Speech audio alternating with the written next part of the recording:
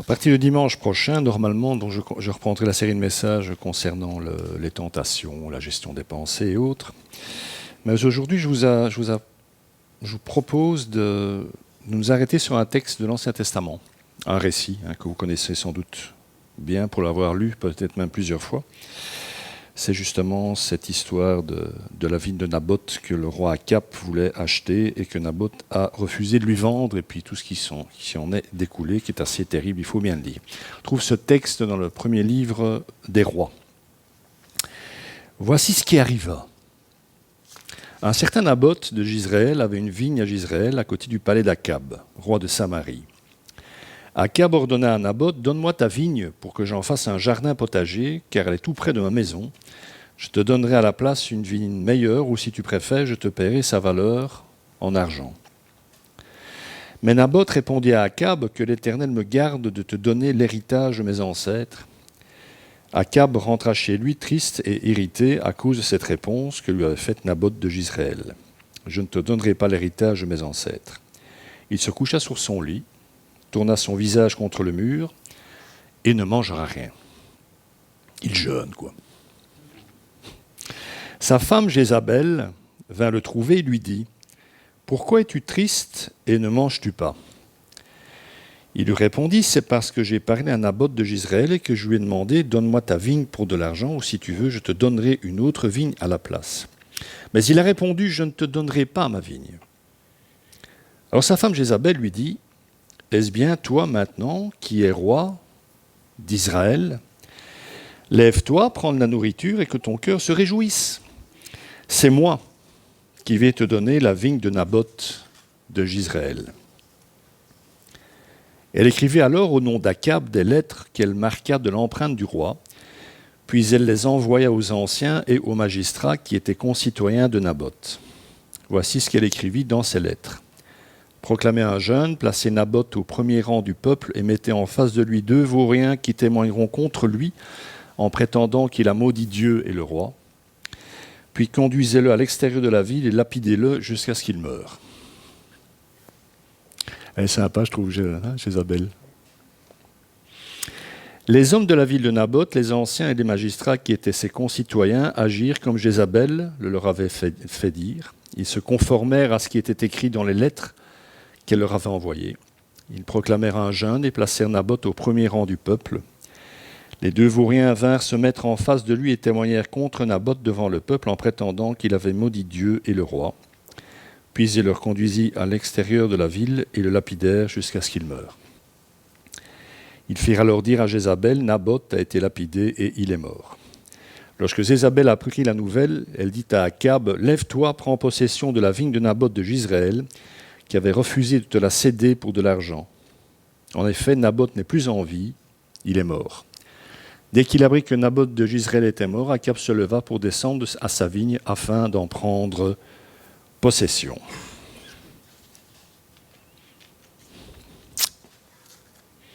Ça, c'est pour tous ceux qui pensent que notre société d'aujourd'hui est violente. Elle l'est, nous sommes bien d'accord. Mais bon. Alors, quelques petites remarques contextuelles quand même pour commencer, pour replacer ça dans son contexte.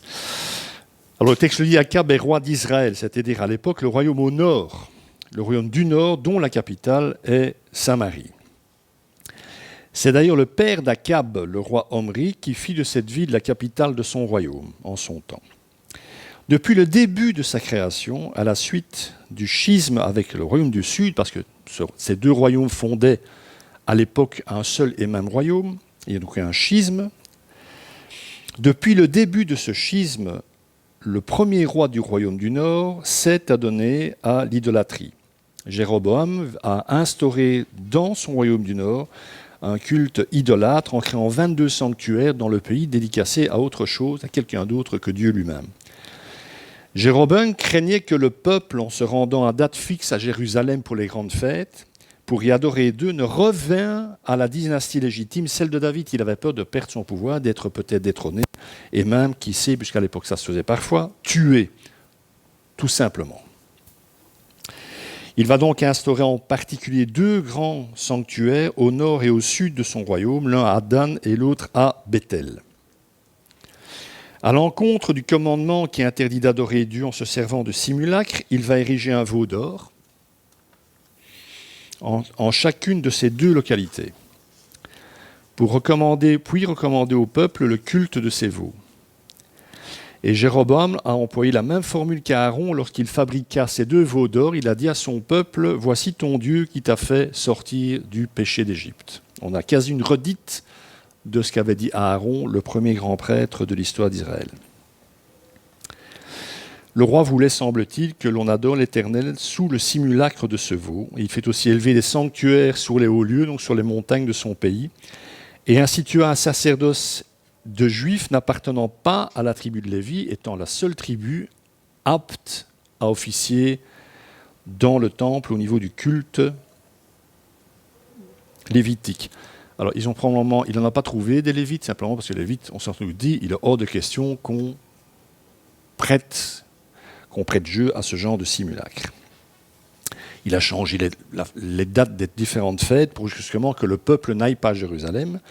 Et comme souvent, la majorité de son peuple a suivi ces nouvelles directives, donc il a embarqué tout son peuple dans l'idolâtrie. D'ailleurs, quand on lit la Bible, celle-ci nous relate la ruauté de Jéroboam en disant qu'il a marché dans les voies de Jéroboam, fils de Némédat, qui fit pécher Israël. Tous les rois du royaume du Nord sont repris dans la Bible comme ayant suivi les mauvaises traces, les mauvaises voies introduites en Israël par ce premier roi Jéroboam. Ils ont tous suivi son mauvais exemple, si vous préférez. Donc, revenons à notre texte. Akab est donc un roi idolâtre, ayant abandonné le culte de Dieu et la loi prescrite par Moïse. Il a pourtant hérité de son père Omri, qui était un idolâtre aussi, vous l'aurez compris, un royaume en bonne santé économique. Au niveau des finances, ça marche plutôt bien. Parce qu'Omri est un grand politique. Il faut lui laisser, hein. C'est un très très grand politique. C'est aussi dans cette perspective qu'Akab a épousé Jézabel, la fille du roi prêtre de Tyr et de Sidon, un royaume très puissant à l'époque, au nord-ouest d'Israël. Vous voyez au nord-ouest, là, tout en haut, Tyr et Sidon. Avec ce mariage, ce n'est pas seulement une épouse qu'Akab a vu débarquer. En effet, dans ses bagages, elle avait aussi ses dieux à elle. Et des dieux qui avaient une particularité, c'était la particularité d'être des mangeurs d'hommes, et surtout des mangeurs d'enfants, puisqu'il s'agissait du dieu Baal et du dieu Astarté. Et Jézabel a participé à promouvoir le culte de ces idoles et les sacrifices humains qui étaient liés dans tout le territoire du nord d'Israël. Donc avec un tel héritage, il n'est pas étonnant qu'Athalie, la fille d'Akab et de Jézabel, fera mettre à mort tous les prétendants au trône du royaume du sud de Juda, après son mariage avec son mari et le décès de celui-ci, qui était roi en Juda, afin de prendre le pouvoir. Dans ses prétendants au trône, il y avait ses propres petits-enfants qu'elle a fait assassiner pour prendre le pouvoir. C'était la fille de Jézabel et d'Akab. Ouais, super. Quelle famille, hein. Donc sans le courage de la tante du dernier prétendant au trône de Juda, à savoir le petit Joas, âgé de 6 ans à l'époque, et le courage du grand prêtre de Jérusalem à l'époque, qui a planqué le gamin pendant 6 ans dans le temple, eh bien la lignée messianique, mes amis, se serait interrompue. Elle aurait massacré tous les descendants de Salomon. Autrement dit, la lignée royale devant donner naissance au Messie aurait été coupée. Mais ça veut dire aussi que Jésus est issu d'une lignée de meurtriers, cinglés et idolâtres. Ouais. Non mais ça nous rassure un peu, quoi. Donc on peut un peu être idolâtre et un peu cinglé, quand même. Alors voilà pour la grande histoire. Même si c'est la petite qui va nous occuper aujourd'hui au travers de ce récit qui pourrait sembler à première vue un peu anecdotique, même si le pauvre Naboth va mourir dans ce récit. Ce serait anecdotique si les conséquences de ce drame n'avaient pas eu de telles retombées. Parce qu'on oublie trop souvent que ce sont les hommes qui font l'histoire, en ce que celle-ci est l'expression de leur caractère, des vertus et des faiblesses qui sont les leurs, voire de leurs péchés. L'histoire, ça n'est que ça. Et à tout seigneur, tout honneur, on va commencer par réfléchir sur le comportement d'Akab. Au-delà du monarque, que nous dit le texte de l'homme? Même si je l'ai dit, la fonction est plutôt liée à ce qu'il en fait. Alors personnellement, à la relecture de ce texte, il y a un mot qui m'est venu au sujet d'Akab, c'est immature. Akab est un homme immature. Ce qui pour un roi supposé rendre la justice sur son peuple est profondément embêtant. On a mieux quelqu'un de mature quand même. Je dis qu'il est immature car il n'accepte pas qu'on lui dise non. Et quand c'est le cas, le texte est très clair, quand c'est le cas, quand on lui dit non, il boude. Il est roi et il boude. Il veut acheter une vigne pour y faire un jardin, et comme le propriétaire Naboth refuse, le roi boude, ça n'est pas vraiment royal comme attitude. C'est le comportement type d'un enfant roi qui n'accepte pas qu'on lui refuse quoi que ce soit. Alors, le texte ne dit pas qu'il suce son pouce, mais je ne serais quand même pas étonné. Le voilà donc sur son lit en train de bouder, lorsqu'entre en scène le deuxième personnage de l'intrigue, à savoir la reine Jézabel, l'épouse royale. Et son attitude à elle est aussi très intéressante. Elle ne comprend pas le comportement de son mari, mais ça, on peut comprendre. Mais pas pour les bonnes raisons. En effet, elle aurait pu lui dire un truc du style « Ton comportement est indigne d'un homme et a fortiori d'un roi. Ressaisis-toi, tu ne peux pas te mettre dans un état pareil pour une vigne. » Honnêtement, elle aurait pu dire ça. Mais ce n'est pas ce qu'elle dit. Pas du tout. Elle ne va pas faire réfléchir son mari sur son attitude puérile et déplacée. Elle va en fait usurper la fonction royale en intervenant à sa place et en envoyant au passage le message que c'est elle qui dirige. Même si, chemin faisant, elle va aussi faire en sorte que Akab obtienne ce qu'il désire. Akab ne tient pas sa place, c'est donc quelqu'un d'autre qui va l'occuper. C'est un très grand classique, ça. Quand on ne tient pas, qui va à la chasse? Voilà. Et contrairement aux apparences, Jézabel n'est pas du côté de son mari, mais du côté du pouvoir que représente son mari. Jézabel, on a qu'à relire l'histoire de Jézabel, ça va frémir. Jézabel est une femme cruelle et intéressée qui fait le bonheur de l'un et le sien au détriment de celui des autres. Elle agit ici en sauveuse mal intentionnée, en mère abusive de substitution, parce que son attitude est plus maternelle qu'autre chose, pour que son petit mari puisse faire mumuse avec son nouveau jouet, à savoir sa petite vigne, chérie, pendant qu'elle dirige vraiment les choses. Elle prend le tampon royal, elle écrit elle-même les lettres. Enfin, honnêtement, c'est pas possible à l'époque, une attitude pareille. Aucune reine ne se serait permis ça, quoi. Et puis, il faut aussi comprendre que Jézabel a une vision de la royauté héritée de son père à elle. Dans sa conception, le roi a tous les pouvoirs, tous les privilèges, tous les droits et aucune responsabilité à part celle de prendre ce qu'il veut, quand il veut et comme il veut. C'est pour ça qu'elle ne comprend pas son attitude. Mais t'as le droit, t'as qu'à prendre.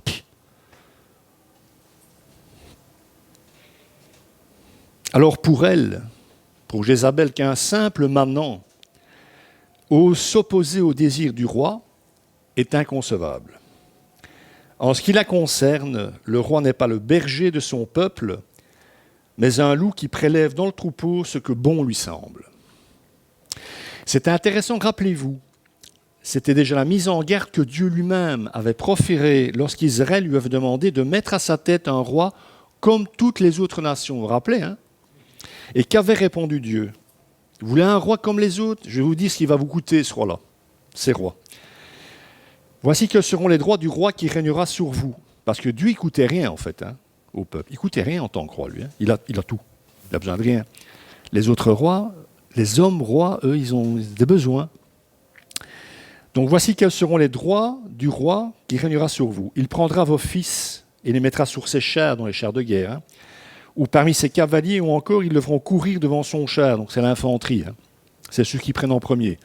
Depuis, on a mis les blindés devant l'infanterie. À l'époque, on mettait l'infanterie devant pour protéger les blindés. C'est bizarre, mais c'est comme ça. Il fera deux des chefs de milliers et des chefs de cinquantaine. Il les emploiera à labourer ses terres, à récolter ses moissons, à fabriquer ses armes de guerre et l'équipement de ses chars. Il prendra vos filles pour faire d'elles des parfumeuses, des cuisinières, des boulangères. Il prendra la meilleure partie de vos champs, de vos vignes et de vos oliviers, et il la donnera à ses serviteurs. Il prendra la dîme du produit de vos champs et de vos vignes et la donnera à ses serviteurs, donc à ses préférés, si vous préférez. Il prendra vos esclaves et vos servantes, vos meilleurs bœufs et vos ânes, et se servira d'eux pour ses travaux à lui. Il prendra la dîme de vos troupeaux, et vous serez vous-même ses esclaves. Alors vous criez contre votre roi, celui que vous serez choisi, mais l'Éternel, donc Dieu, ne vous exaucera pas, il ne vous entendra pas. On y est. Voilà. Ils ont voulu des rois comme les autres, ils en ont. Pour revenir plus précisément à Akab et Jézabel, c'est un couple aussi, le psychologue clinicien Jordan Peterson a un jour dit ceci, que je trouve très juste. Dans un couple, il faut toujours être du côté de ce que son conjoint pourrait devenir, pas de ce qu'il est. Et je pense que c'est valable pour toutes les relations humaines.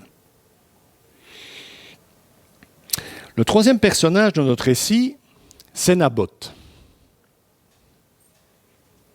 Oui, je l'ai laissé peut-être un petit peu parce que j'ai l'impression que ça capte un peu l'attention. Le troisième personnage de ce récit, c'est Naboth. Alors, à lecture rapide, c'est le dindon de la farce en fait. C'est un solide dindon quand même. C'est le pauvre type qui n'a rien demandé et qui se retrouve pris dans un engrenage infernal. C'est le petit jeté entre les mains des grands de ce monde qui en font en quelque sorte leur jouet. Alors je pense que cette lecture est juste, mais elle est partielle et qui est beaucoup plus fondamentale que cela à dire concernant ce qui arrive à Naboth. Et en particulier sur le plan du caractère et des valeurs, justement, qui est l'angle que j'ai choisi pour traiter ce texte. Donc, en quelque sorte, dis-moi tes valeurs, montre-moi ce que tu en fais, comment tu les vis, et je te dirai qui tu es. Naboth, c'est vrai, il est l'obscur du récit. Il y a quand même un roi en face, c'est pas rien. Lui, il s'appelle Naboth, quoi. Il n'est pas noble, il n'est pas riche, il n'est pas connu, il n'a aucun pouvoir. Mais c'est malgré tout le seul véritable être humain de cette terrible histoire. Il n'est qu'un sujet, mais la question à se poser de qui est-il le sujet? Autrement dit, à quel roi obéit Naboth? En tout cas, il n'a pas l'air d'être le sujet du roi Akab. Il n'obéit pas à Akab. Remettez-vous dans la même situation, il y a le roi qui descend de sa colline, de son palais en disant « Je veux ta vigne ». La plupart d'entre nous diraient oui, tu prends ma vigne, je m'en fais un chèque, voilà, il n'y a pas de problème, ou j'en prends une autre, ou ailleurs, où ça te dérange le moins. Quand les puissants descendent dans nos vies, souvent on s'écrase, quoi. Naboth, lui, en fait, il va obéir, mais il va obéir à son véritable roi, son roi de cœur, ce roi qui, des siècles auparavant, a dit ceci. Les terres ne se vendront pas de façon définitive, car c'est à moi que le pays appartient. Et vous êtes chez moi comme des étrangers et des immigrés. Dans tout le pays dont vous aurez la possession, vous établirez un droit de rachat pour les terres. Le roi de Naboth, c'est Dieu. C'est à ce roi-là, qu'il obéit. Les terres données par Dieu à la tribu de Naboth, des siècles au préalable, à son clan, ne peuvent pas être vendues parce qu'elles ne lui appartiennent pas. Elles ne peuvent être transmises qu'aux descendants, donc aux fils de Naboth. C'est pour ça que, ailleurs dans le texte, on nous dira que Jézabel va faire assassiner les fils de Naboth aussi, parce qu'il ne faut pas qu'il y ait des héritiers, où ils vont hériter de la terre, comme c'est prescrit par la loi de Moïse. C'est donc la parole de Dieu et la fidélité à celle-ci qui priment pour cet homme, pas la demande du roi. On peut donc en déduire déjà que Naboth est un homme droit qui a des principes, qui possède des racines. Là où le roi Akab n'a que faire de la loi de Dieu, alors qu'il devrait en être la première incarnation en tant que roi, Naboth, lui, en incarne le respect. Là où le roi d'Israël ne supporte pas qu'on lui dise non, cet homme simple, cet anonyme, ose dire non au roi par respect pour son Dieu, pour son clan et pour sa famille. C'est en fait Naboth qui possède les qualités d'un roi, selon le cœur de Dieu. Naboth, c'est en fait l'antitype d'Akab, c'est son exact opposé. Et c'est ça que le texte veut montrer aussi. Il dit non à un enfant immature, et un enfant immature cédera toujours devant un homme mature et droit. L'enfant doit céder parce que l'avenir est à ce prix. On le voit dans notre société, hein. Les enfants font ce qu'ils veulent. Vous avez vu le résultat? Voilà. Mais pourquoi? Quand on dit qu'il y a des enfants rois, un roi ça a des sujets, et quand il y a un enfant roi dans une maison, qui sont les sujets, vous croyez? Les parents. Voilà. Je ferme la parenthèse, il fallait que je le dise. Voilà. Alors, dernier élément, il y a un groupe d'hommes, cette fois-ci, qui va intervenir aussi. Ce sont les anciens. Pas n'importe quoi, les anciens. Ce sont les responsables du peuple dont l'une des prérogatives est d'aider le roi à rendre la justice. On les convoque pour les cas graves. Ils vont devoir juger, c'est pas rien. Et voilà que par lâcheté, ambition, avantage en nature ou autre, ces hommes se rendent complices actifs de faux, d'usage de faux témoignages, de meurtres et de vols. Cela pour nous dire que si nous pensions qu'il n'y avait que dans les hautes sphères du pays qu'on ne tient plus compte de Dieu, nous nous tromperions. Tout semble pourri dans cette société, compromis à tous les étages. D'ailleurs, quand on y prête attention à ce procès, à ce simulacre de justice, et qu'on le met en parallèle avec les 10 commandements, les 10 paroles, et on coche toutes les cases, hein. Tu n'utiliseras pas le nom de ton Dieu à la légère, autrement dit, tu ne te serviras pas de ton Dieu, du nom de ton Dieu, pour faire n'importe quoi en son nom. C'est exactement ce qu'ils font. Il a blasphémé le nom de Dieu. Tu ne commettras pas de meurtre, ça c'est plutôt raté aussi là. Tu ne commettras pas de vol, ben il vole sa vigne. Tu ne porteras pas de faux témoignages contre ton prochain. Il y en a 2 qui sont convoqués pour donner un faux témoignage. Tu ne convoiteras pas la maison de ton prochain, tu ne convoiteras pas sa femme, ni son esclave, ni sa servante, ni son bœuf, ni son âne, ni quoi que ce soit qui lui appartienne. Au niveau convoitise, on est pas mal quand même. Il coche toutes les cases dans ce procès. Ils ont enfreint quasi l'entièreté des 10 commandements. Et j'aurais pu citer le premier, et tu n'auras pas d'autre Dieu devant moi. Là aussi, Akab et Jézabel sont mal partis. C'est quasi un sans faute. Voilà les responsables du peuple servant servilement le pouvoir en place. Ces mêmes responsables dont les ancêtres, quelques siècles plus tôt, avaient pourtant répondu au fils du roi Salomon, fraîchement monté sur le trône, « Nous ne te suivrons plus », parce qu'ils faisaient n'importe quoi au niveau des impôts. Avec l'assentiment de Dieu, ils avaient dit non. Ils avaient obéi à ce qui était juste à l'époque. Plusieurs générations plus tard, c'est terminé. En quelques générations, tout s'est perdu. Comme le disait je ne sais plus qui dans un article très intéressant sur le réveil dans l'Église. La première génération est vraiment réveillée, la suivante, elle devient légaliste, la troisième, elle n'a plus rien à foutre de rien. C'est comique, hein? Donc d'une génération à l'autre, ça change souvent. Alors je vous parlais d'antitype tout à l'heure. Il me semble difficile de ne pas faire un parallèle entre le procès fait à Naboth et celui fait à Jésus. Il y a quand même des similitudes. Hein. On y retrouve les mêmes ingrédients diaboliques. Le mensonge, les faux témoins, la parodie de justice, la soi-disant insulte faite à Dieu, tout cela au nom de Dieu, avec pour finalité la mort d'un innocent. Titre personnel, je vois un type de Christ en Naboth, un juste qui meurt injustement parce qu'il est juste et qu'il aime son Dieu et veut lui demeurer fidèle. Akab, quant à lui, me semble être un type de l'ennemi de nos âmes qui offre de l'argent, des possessions, des avantages, une situation en échange de l'âme de celui qu'il convoite. Car c'est vrai, Naboth, en refusant l'offre d'Akab, perdra la vie, mais il ne perdra pas son âme. Et de la vie de Jésus, c'est ça le plus important. Rappelez-vous ce que dit le Seigneur, hein. Que servirait-il à un homme de gagner le monde s'il perd son âme?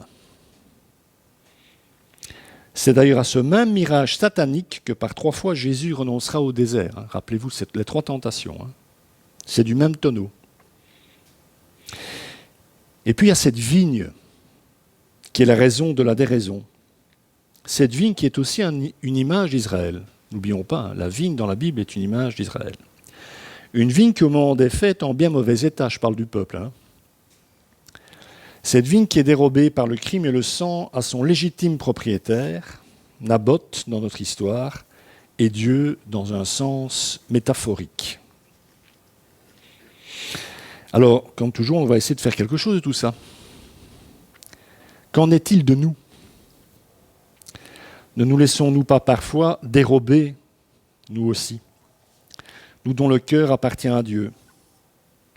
Alors c'est vrai qu'il vaut mieux laisser l'actualisation de ce récit, ce que nous pouvons en tirer pour nos vies au Saint-Esprit, parce qu'il fait très bien ça, mais malgré tout, sans en arriver à des extrémités comme celles qui nous sont décrites dans ce texte, ne pouvons-nous pas nous retrouver quelque part dans ces personnages à un niveau ou à un autre ? Je pense que tous les récits bibliques qui mettent en scène des personnages sont là pour ça, pour nous faire réfléchir à nos propres comportements. Sommes-nous si à l'écoute de la parole de Dieu dans notre quotidien, ou n'est-elle qu'un vestige dont nous nous rappelons l'existence le dimanche matin ? Et qui, c'est vrai, grâce à ça, justifie quand même la présence encore de pasteurs dans l'Église, parce qu'autrement, on serait tous au chômage, quoi. C'est vrai que...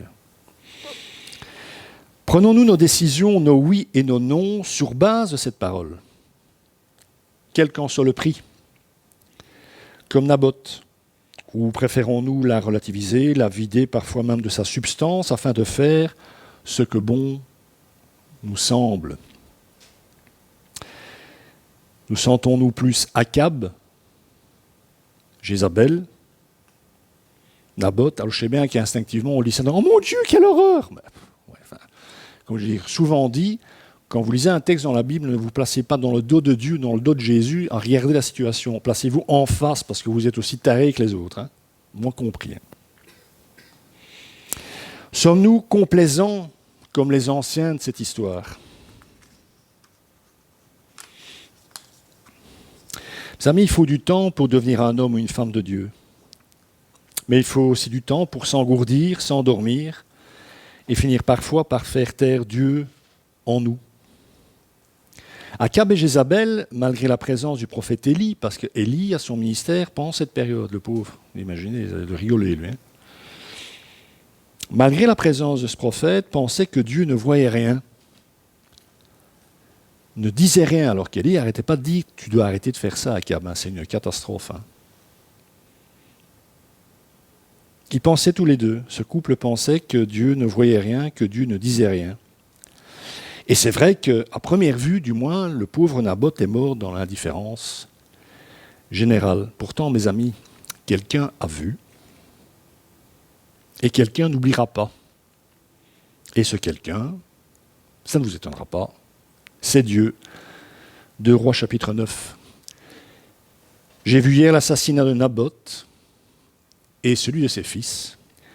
Dit l'Éternel, et je te rendrai l'appareil dans ce champ même, dit l'Éternel. Akab est mort, ensanglanté dans ce champ. Jézabel était assassinée, jetée du haut des remparts, et elle a été mangée par les chiens. Il ne faut pas énerver Dieu trop quand même, apparemment. Je plaisante. Ce qui est important à comprendre, c'est que nous ne devons pas devenir insensibles à Dieu, parce que c'est ce qui se passe dans ce récit. Hein. Akab et Jézabel sont totalement insensibles. Les anciens de la ville et toute la société avec eux sont insensibles. Ils ne sentent plus Dieu, ils n'entendent plus Dieu, ils ne savent plus rien de Dieu. Nous ne devons pas devenir insensibles à lui, comme cet homme à qui s'adresse notre Seigneur dans le psaume 50. Parce que je n'ai rien dit, en temps réel, à chaque seconde on fait des andouilles, hein. Parce que je n'ai rien dit, tu t'es imaginé que je te ressemblais. Mais je vais te reprendre et tout mettre sous tes yeux. Dieu nous voit vivre mes amis. Alors, il nous aime, c'est le plus important, c'est vrai. Et d'un amour fou, d'un amour qu'on ne peut même pas imaginer, à mon humble avis. Mais nous courons néanmoins le danger de prendre cet amour, à certains moments, pour de la faiblesse. L'amour de Dieu est une puissance. Il n'y a pas de faiblesse au cœur de l'amour de Dieu. Et plus nous serons éloignés de sa parole vivante dans notre quotidien, ce qui était le cas de nos amis juifs à l'époque, plus nous oublierons celui qui l'a prononcé. Ce sont nos histoires, ce que nous sommes qui font l'histoire. Alors n'oublions pas que nos histoires à nous disent aussi Dieu, ou malheureusement sans doute, parfois ne le disent pas. Que le Seigneur bénisse sa parole. Amen.